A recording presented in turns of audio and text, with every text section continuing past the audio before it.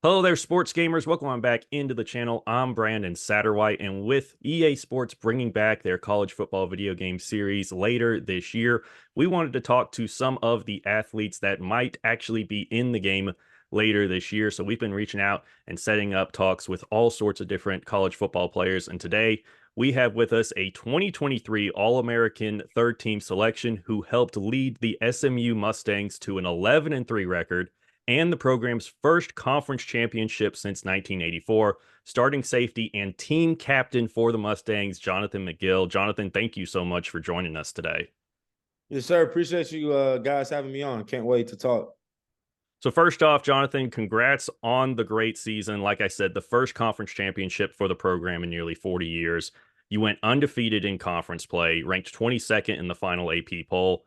Now that the season's been over for a few weeks, how do you feel overall about what your team was able to accomplish this year?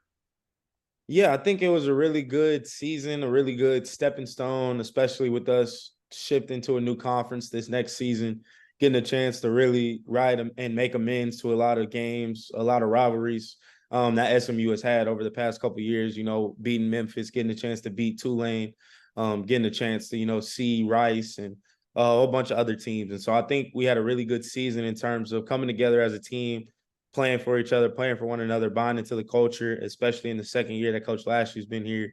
And really, just being great teammates, being great players, and showing up for one another. And I feel like that reflected on the football field in terms of us having the best season, we've had in 40 years, like you had said. Yeah, it definitely was a wonderful season, a lot of fun to watch. So let's get into what we're here to talk about today, and that's video games. So the EA Sports College Football Series is set to return later this year. Did you play any college football video games when you were growing up?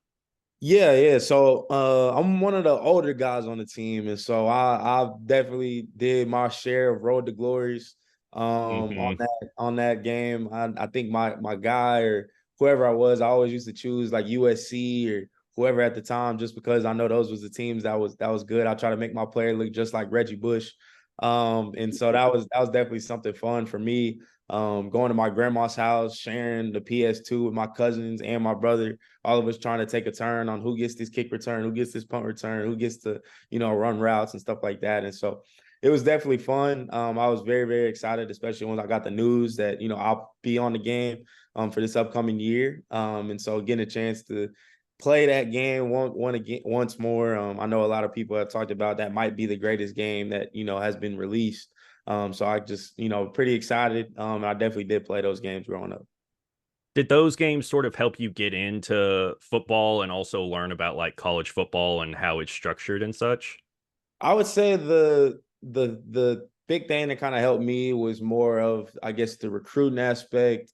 I've been playing football since I was about 6 years old. My dad played in high school. My family all loves football, and so football has always been something for me that I've always been interested in. But that game kind of put me on the recruiting aspect of it, getting to see different schools, getting a chance to see like the coaches and even have like some interactions with like being ranked like whatever you were, a 4-star prospect, 5-star prospect. And so that kind of showed me, I guess, how the rankings and recruiting in that aspect goes. But in terms of football and my passion for it, that's been there since I was about 6 years old. So Now, I know the life of a college athlete is very busy, but do you still find time to play video games much these days? oh yeah, I'm a big gamer. I'm in grad school right now and in my free time, on the weekends, whatever it is, I'm playing Call of Duty, I'm playing Madden, I'm playing 2K. And so those are about the three games that I'm playing right now. When God of War came out, I was playing that, beat that game in about a week.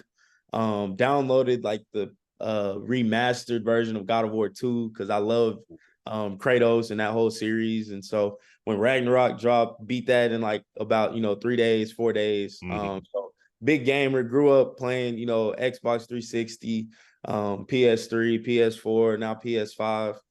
So been a big gamer my pretty much my whole life, probably since I turned about 10 or 11 years old. Is it hard with everything you have going on, being a D1 athlete and you're in grad school? Is it hard finding time for gaming and other hobbies like that? I would say since this is my fifth year, I would say no in terms of I kind of know how to time manage certain things, make sure I get my assignments done and turned in. And then in the free time that I have, that might be, 2 hours a day from, 4 o'clock to 6 o'clock, that I could hop on the game and play with some of my high school buddies or some of my elementary school friends and stuff like that.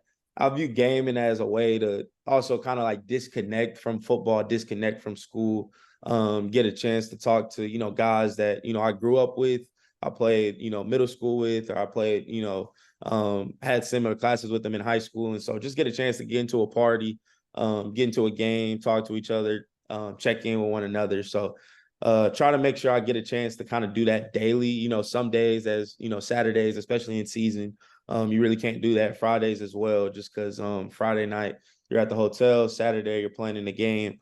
So kind of those days you can't, but more towards the earlier part of the week when the load isn't as much, you can definitely make some time for it. Whether that's an hour you play one game, or you on there for a little bit longer. What was your reaction when you first heard the news that the college football video game series was coming back? I was really I would say I was excited. Just getting a chance to we talk about it all the time, especially in the locker room, about what our like quote unquote overall would be, right? If we Mhm. had a whatever, what's my overall speed? What would be my, acceleration? What would be my catch? What would be my whatever? And so getting a chance to, I know there's gonna be tons of college athletes that's gonna have beef or gonna have some problems with, EA Sports for Mhm. rating them. I feel like I'm rated too low, or I feel like I'm, whatever, kind of similar to how it is in the pros, when those NFL guys have issues with Madden or NBA players have issues with 2K. But that's all, in hindsight. We can't wait to, actually get a game where you can be your own. You can play with your own college team. You can, do the road to glory. You can play with yourself. Get a chance to, just have fun, and play a game. And so I'm really excited that, the NCAA and EA Sports can definitely team up and finally made it amends after so long. So one of the big changes that college football has seen since the last game in the series released is the creation of the transfer portal. So you were in it, you transferred to SMU after several years at Stanford. What does EA Sports need to do to realistically reflect what it's like to be an athlete in the transfer portal? Yeah, I would say it was honestly probably one of the craziest experiences I think I've had. It's 10 times worse than high school. As soon as you get in the portal, your phone, I remember I want to say it was about a Monday. I was just playing Call of Duty with some friends and I emailed our compliance, filled out all the paperwork. And I thought I was gonna get put in the portal the next day. So I kind of just put my phone down. And the next thing you know, like your phone's just buzzing. I had like 30 DMs on Twitter. I had like 6 text messages. I had like 10 missed calls. And it's all coaches from X university, whatever university it might be. Hey, Jonathan, just wanted to see if you were interested in coming to our school, if you were interested in coming to our school. And that's the story with a lot of guys and a lot of people that I know personally that have entered the portal, the same thing. And so I think if there's a feature that can have like your phone just constantly ringing or buzzing if you enter the transfer portal, I think that would be something. Would also be cool. I don't know how realistic it'd be, but if you could take like visits, like an unofficial visit or an official visit, I think that would be something to be cool as well. And yeah, maybe have a edit. I know 2K might have something like that when you choose like what college it was, but if you choose what college it is, you know how people do with signing day, and you can choose Mhm. whatever hat you want to Yeah. do or some stuff like that. I think that would be pretty dope, and pretty cool. But in terms of busy, I would say yeah, make sure it can be annoying, being in that transfer portal at some time. So the other big change since the last game came out is NIL. We are in this new era of player compensation. How prevalent do you think that needs to be in modes like Road to Glory or Dynasty to represent how college football is today?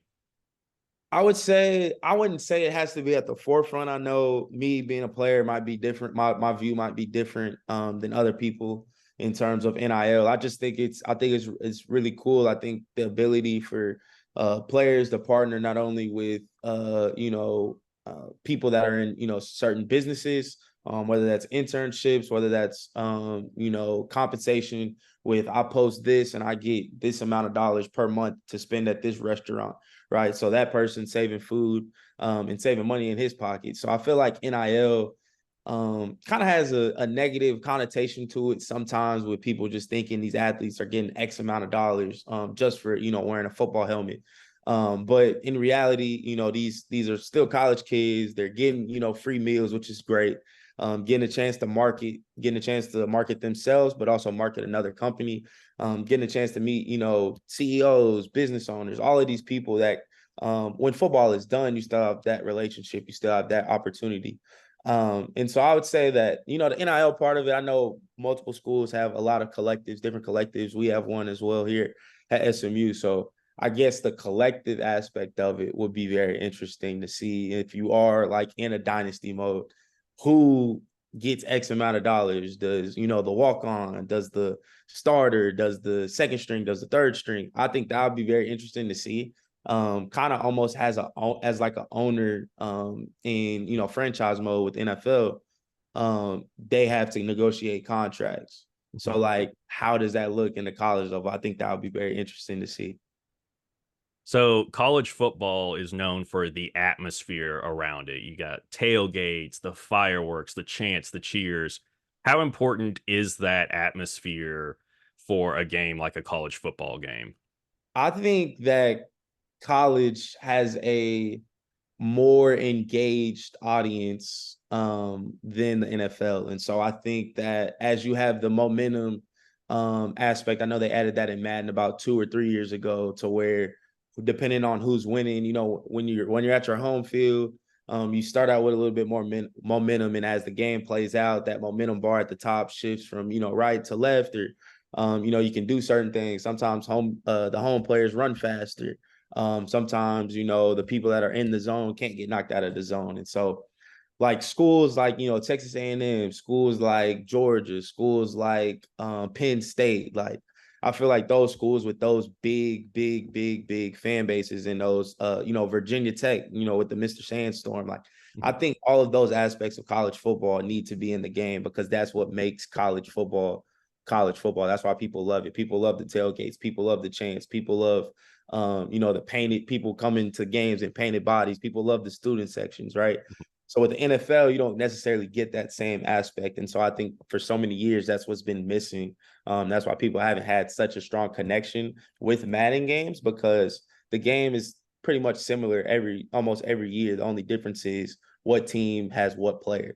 But in terms of the actual makeup, in terms of teams have home field advantage, like I think it would be really, really cool if you play Florida State and it's a third down and you're on offense and all you hear is the Yeah.